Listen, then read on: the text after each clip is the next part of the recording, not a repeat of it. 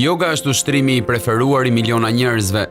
pasi ajo siguron përfitime të panumërta shëndetësore, relakson dhe zbut mendjen dhe e bën atë të ndjehet më mirë dhe rrit aktivitetin e sistemit nervor. Yoga është po aq efektive sa ndoshta edhe më shumë se çdo ushtrim tjetër tradicional fizik, duke reduktuar gjithashtu stresin, trajton problemet e kujtesës, depresionit dhe ankthit nëpërmjet modeleve të frymarrjes, meditimit dhe xhesteve të thjeshta.